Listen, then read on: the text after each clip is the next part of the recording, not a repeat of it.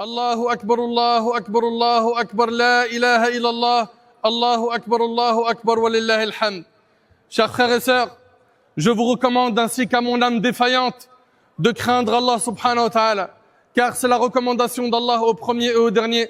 Allah tabarak wa ta'ala a dit وَلَقَدْ وَصَيْنَا الَّذِينَ أُوتُوا الْكِتَابَ مِنْ قَبْلِكُمْ وَإِيَّاكُمْ أَنِ اتَّقُوا اللَّهَ. Nous avons enjoint à ceux qui ont reçu le livre avant vous, ainsi qu'à vous-mêmes de craindre Allah. Vous êtes aujourd'hui, chers croyants, dans un jour parmi les grands jours d'Allah, Eid al-Fitr al-Mubarak, ce jour béni, jour de joie pour l'accomplissement du jeûne et de la prière nocturne, et de bonheur par la grâce et la miséricorde d'Allah.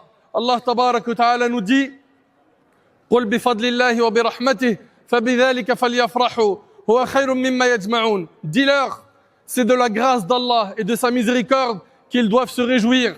Ceci est bien meilleur que toutes les vanités qu'ils amassent. Chers musulmans, parmi les choses les plus importantes pour le musulman après la fin du mois du Ramadan, il y a le fait d'avoir une bonne opinion d'Allah. Garde une bonne opinion d'Allah. Pense du bien d'Allah. Pense qu'il va te pardonner. Pense qu'il va accepter les efforts que tu as fournis pendant ce mois béni. Allah tabarak wa ta'ala dans le hadith rapporté par Bukhari et Muslim nous dit « Je suis selon l'opinion que mon serviteur a de moi. » Et donc une bonne opinion d'Allah tabarak wa ta'ala. De même, après le départ du mois du Ramadan, le musulman doit invoquer Allah afin qu'il accepte ce qu'il a accompli de bien durant ce mois. Demandez à Allah subhanahu wa ta'ala d'accepter vos efforts, d'accepter vos prières, d'accepter votre jeûne, d'accepter vos aumônes, d'accepter vos lectures du Coran. Mu'alla ibn al-Fadl rahimahullah a dit, ils invoquaient Allah pendant 6 mois pour atteindre le Ramadan. Puis pendant 6 mois, ils l'invoquaient pour qu'il l'accepte d'eux. Serviteur d'Allah, le Ramadan ne doit pas être une saison passagère d'adoration, mais le croyant intelligent en fait un point de départ. Le Ramadan est un point de départ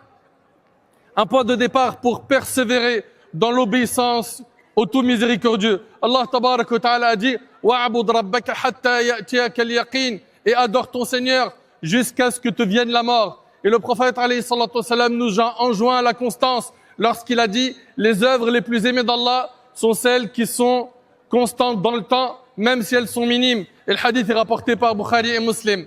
Persévérer dans les actes d'obligation, multiplier les œuvres surrogatoires, maintenez la prière nocturne, multiplier les aumônes, le rappel d'Allah, les invocations et le jeûne tout au long de l'année, afin d'obtenir récompense, pardon des péchés et bonheur au jour de la résurrection. Parmi les choses les plus importantes à préserver après le Ramadan, notre lien avec le Coran. L'attention portée au Coran, lecture, apprentissage, enseignement, mise en pratique et méditation. Allah nous dit Inna hadha al-Qur'an yahdi lillati hiya aqwam. Ce Coran guide vers la voie la plus droite. Faites donc du Coran votre priorité, afin qu'il soit le printemps de vos cœurs et la lumière de vos poitrines, et que votre relation avec lui ne se limite pas en un seul mois. Serviteurs d'Allah, prenez garde au changement d'état après le Ramadan. Fuyez le fait de vous exposer au Seigneur le jour du jugement par les péchés. Et préparez-vous pour un jour dont les affres donneront des cheveux blancs aux jeunes enfants. Chers musulmans, la fête de l'Eid est une joie légiférée et un plaisir permis. La législation islamique a pris en compte la nature humaine composée de l'âme, de la raison et du corps, et l'islam répond aux besoins de l'être humain. Il convient également, en cette grande occasion, de maintenir les liens de parenté, de visiter ses proches, de rester en contact avec eux et de partager la joie de l'Eid.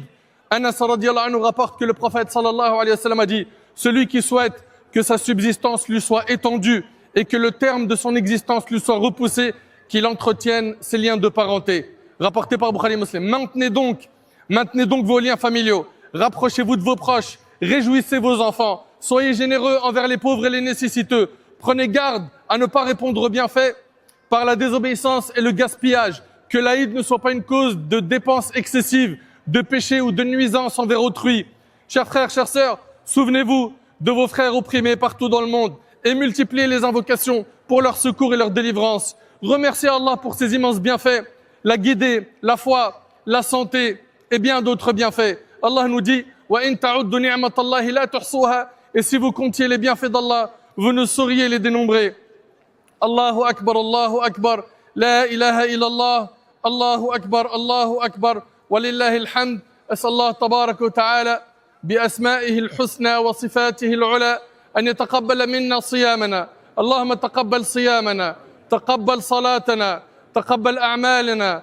Allahumma waffiqna lima tuhibbu wa tarda. اللهم اجعل جمعنا هذا جمعا مرحوما وتفرقنا من بعده تفرقا معصوما، ولا تجعل يا ربنا فينا ولا من بيننا شقيا ولا محروما.